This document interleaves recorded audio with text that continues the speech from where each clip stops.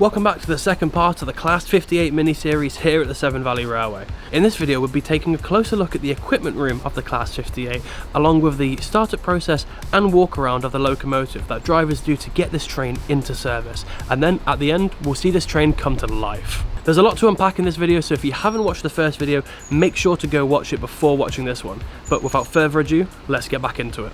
So we're now in the equipment room of the Class 58. On the left and the right we've got air isolating cocks, 4 bogie brake pressures.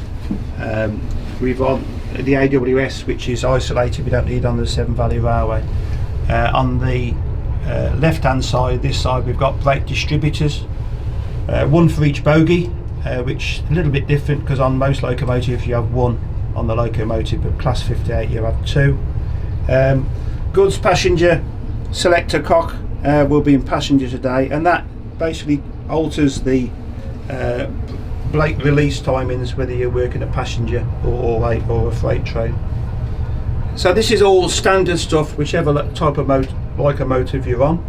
It may be of interest to people that people call it the dead man's, or its proper name is a driver safety device. If it becomes defective on a Class 58, you can't assist it and continue on your own. You do need assistance, but what we have got, it's an E70 or brake control unit isolating cock. So if the assisting engine arrives, you isolate that, but you can't, if the DSD is effective, you do need assistance. Towards the back we've got the electrical side of things, and again this is all pretty much standard to most locomotives, but different types of locomotives, different places. 2 rows of circuit breakers, traction motor isolation switches, control cutout switch, maintenance switch, and here we've got blower motor 1 and 2 and battery charger. This is to say that's all standard. If you need more detail, then you'll need a training course. In here, this is all relays, which is not really drivers related. If faults occur, we can see where things we can let maintenance know what has happened, and then we ask for advice. You have to learn faults and failures as a driver, and before this locomotive could be driven on the Severn Valley Railway, we're fortunate we've got 4 drivers, one including myself, that used to drive these, but you can't just get back on it. So I've been over to Leicester to have a refresher course over there, which includes a walk round, faults and failures, and also driving, and in addition the other 3 drivers have had a refresher before we can use it on the Severn Valley Railway, just to renew our competency. So that is the equipment room, and during preparation it's the driver's responsibility to come in here and check that everything is as it should be. Bob then gave us a detailed walk around of the locomotive, highlighting what the driver looks for before starting the train during its preparation. Also part of the driver's prep is a walk round, checking a multitude of things. Most of it's observational. Starting at the front, lifeguards, you'll see them there. The purpose of those is anything on the rail is to hopefully push it out the way so it doesn't go under the wheel and cause derailment. Checking the integrity of a lot of stuff, buffers, air pipes, make sure they're all hung up tightly and the valves are closed. Shackle is in good order. Marker lights on the front, intact. When we got it running, we'll switch them on and actually make sure that they work.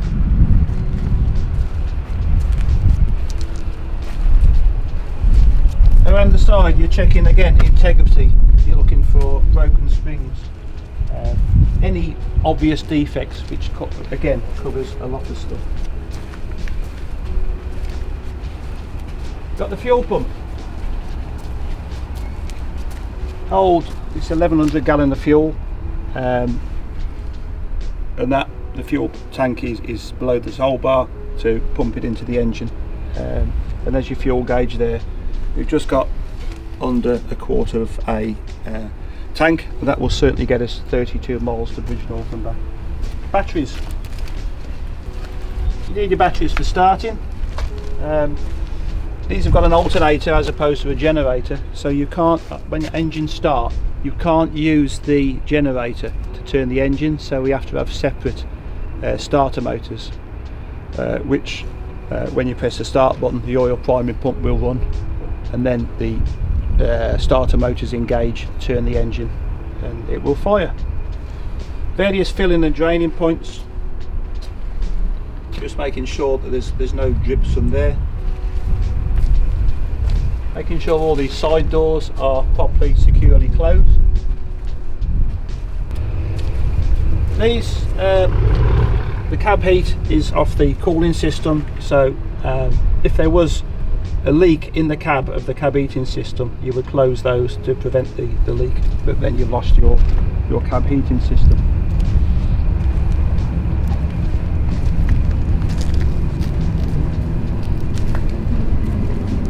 Same this end, checking the integrity of buffers, pipes, marker lights, jumper cables, never mentioned those before.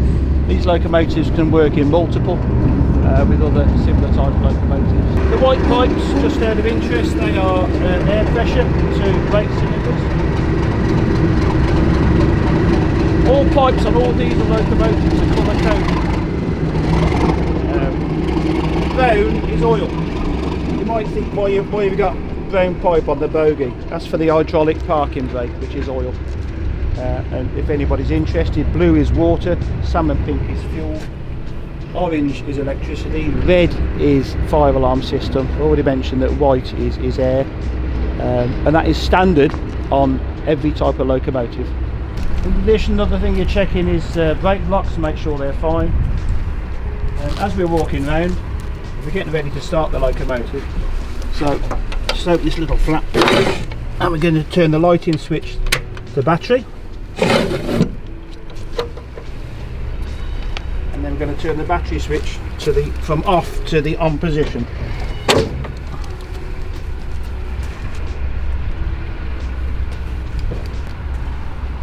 Also noted the locomotive is secured on scotches, and before we move we shall make sure those are removed. So that's a full walk around the locomotive.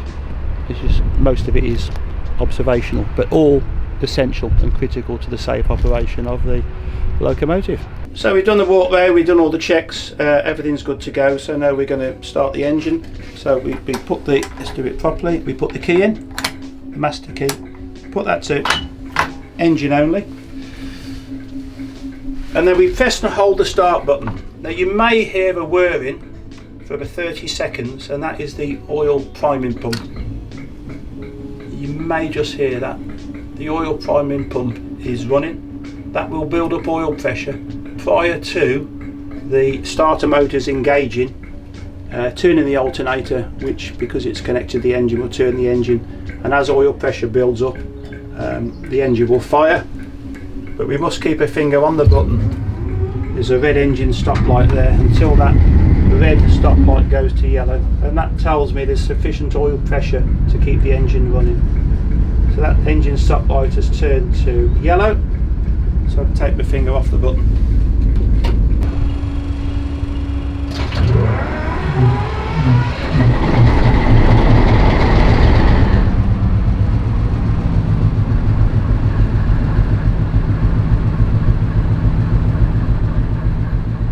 And that wraps up our time with the Class 58 here at the Autumn Diesel Bash. We hope you enjoyed this deep dive into the Class 58, its design, its history, and what it takes to bring one of these machines to life. A big thank you to Bob Dunn for sharing his insights with us today.